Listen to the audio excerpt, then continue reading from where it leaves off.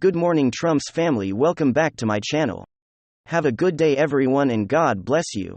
Alright, let's get right into the news here because there's quite to cover on this Wednesday. Joe Biden says he wants to crack down on privilege in education, but he once called Penn's president to get his granddaughter in.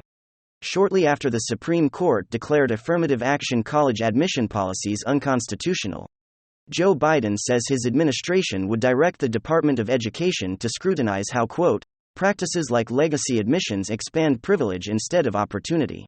The department should start by examining how politically connected families like the Bidens get their children into Ivy League schools.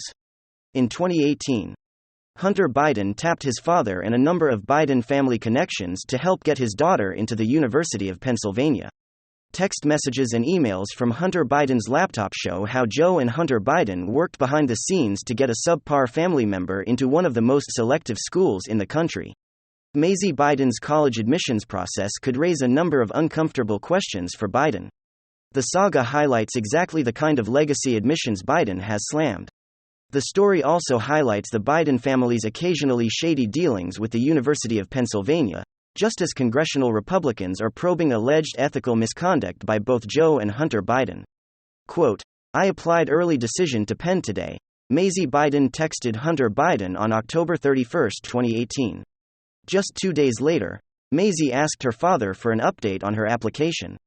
In the coming months, Hunter and Joe Biden would mount a full court press on university administrators to get Maisie's application over the finish line. The Bidens took their case directly to the top University of Pennsylvania's president, Amy Gutmann. On December 13, 2018, the elder Biden texted Hunter that he was, quote, going to try to see University of Pennsylvania President Gutmann tomorrow. 2 days after that, Joe Biden told Hunter Biden that, quote, we had a great talk. The next day, Hunter Biden told his daughter the good news that she had not been rejected. In March 2019, Joe Biden told Hunter that he asked the university's dean of admissions about Maisie's application in the same conversation with Hunter. Joe Biden also said Gutmann would call him directly to let him know whether Maisie was accepted. The influence campaign worked. Maisie Biden matriculated at the University of Pennsylvania in the fall of 2019. And Joe Biden was president in the stands for years later, when Maisie graduated with a Bachelor of Arts degree. Bipartisan effort to reform FISA and end abuses could be iced by GOP outrage of Durham report findings. Congressional Democrats have joined in a bipartisan effort to reform the Foreign Intelligence Surveillance Act amid abuses. But GOP outrage over the findings in the Durham report, including recent calls to impeach Attorney General Merrick Garland over such matters, has likely hurt such efforts. Congressional reauthorization of FISA is due in December, with particular focus on Section 702 of the law, which permits the government to conduct targeted surveillance on foreign people outside the U.S. with the assistance of electronic communications service providers to acquire foreign intelligence information. Beyond concerns about FISA abuses, lawmakers are also worried about the Foreign Intelligence Surveillance Court, otherwise known as the FISA Court, which oversees requests for surveillance warrants against foreign spies inside the United States by federal law enforcement and intelligence agencies. The rotating group of judges on the courts created by Congress has been described as a tribunal, and the exact location of their courtroom and the secretive nature of the entire process has raised widespread concerns about transparency. Republicans argue the findings by the Second Justice Department Special Counsel John Durham further prove FISA abuse. Durham has issued a final report on the matter and late last month testified publicly on Capitol Hill about the matter.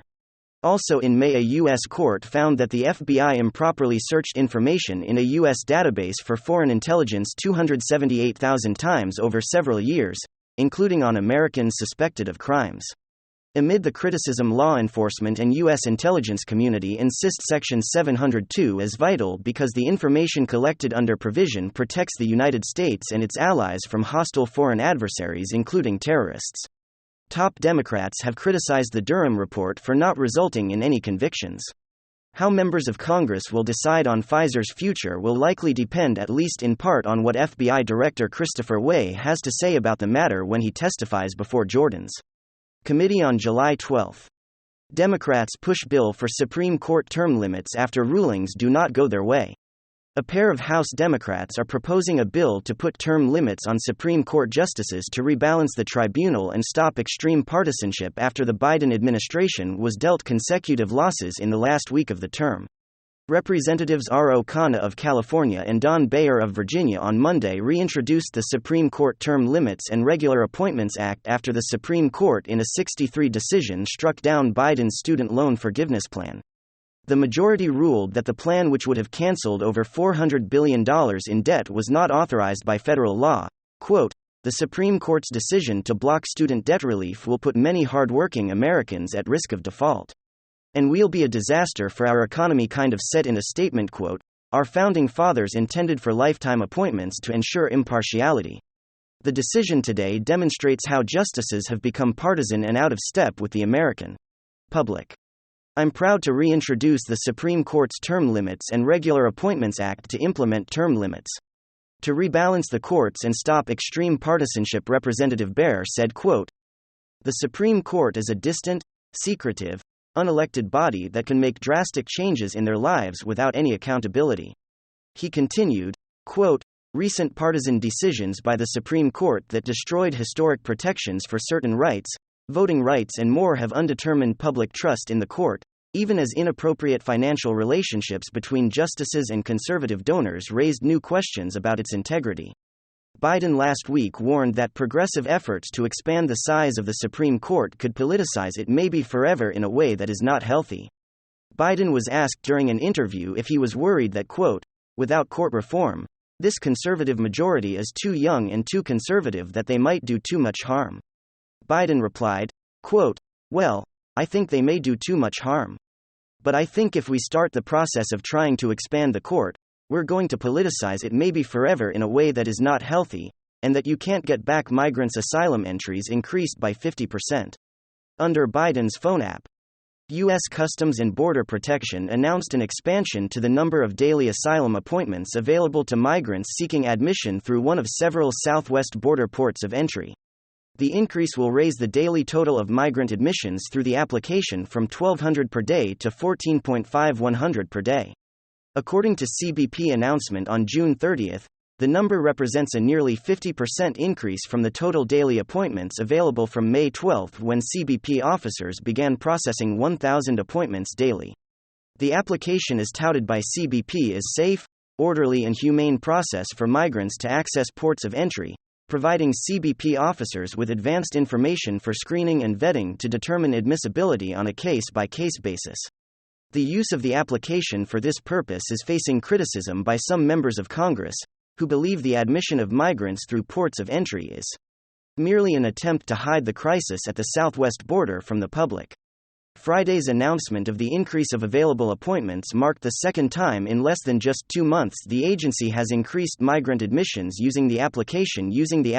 Shifts crossings from between ports of entry where Border Patrol agents are tasked with apprehending the migrants to ports of entry where CBP Office of Field Operation officers perform the screening and processing. The added workload upon CBP officers, according to one official, is potentially hindering officers from detecting and seizing illicit narcotics such as fentanyl, converting some frontline enforcement officers into asylum petition clerks. The latest increase means frontline CBP officers must process and admit nearly 45,000 migrants via the application per month. Over 1/3 of GOP voters said they would never vote for Mike Pence. More than 1/3 of Republican primary voters said they would never vote for former Vice President Mike Pence.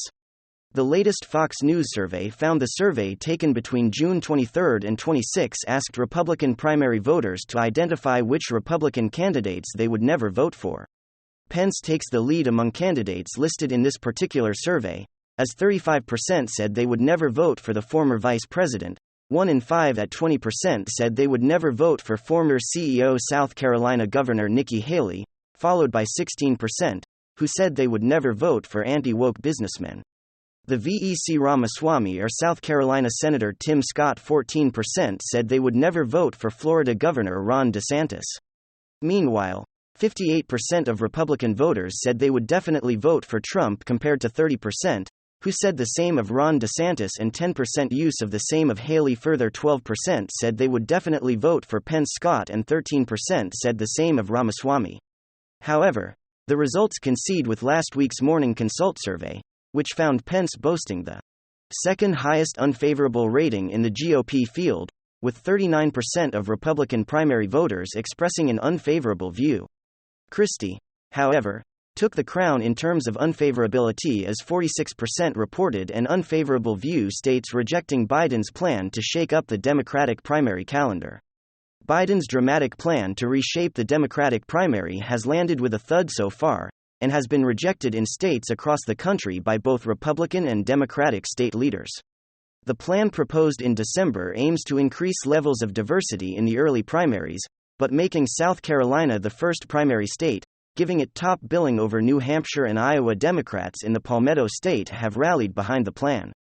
But bipartisan hesitation in Iowa and New Hampshire has complicated the possibility of the calendar applying to 2020. For more than 20 New Hampshire Democrat leaders urged Biden this year to alter his plan, which they warned could hurt their party's performance in 2024, since they would be responsible for ending their state status as the first primary state. New Hampshire Republican Governor Chris Sununu has vowed to spike any possible plan to move his state's primary. Georgia's Republican Secretary of State Brad Raffensperger acted in May to set the state's primary for March 12. A clear rebuttal of Biden's calls to move that state's primary up to February, Iowa's lawmakers have also attempted to undermine Biden's plan to delay their caucus. Democrats in the state proposed a compromise that will let the state hold its caucus first, as usual, but then delay announcing its vote results until May. But there is no final decision. Jim Roosevelt's co-chairman of the DNC Rules and Bylaws Committee told reporters he was not surprised that Biden's plans received some opposition within the party, but is not worried because there is still time to make reforms. Quote, "I think having a sitting president is most likely the time to make a fundamental change to make the process more representative." Roosevelt said Democrats in South Carolina and Nevada and Michigan support Biden's plans to move up their primaries, but opposition from Republicans could delay or even stop the change. Thank you very much. WWG1WGA. Give me your thoughts below and hit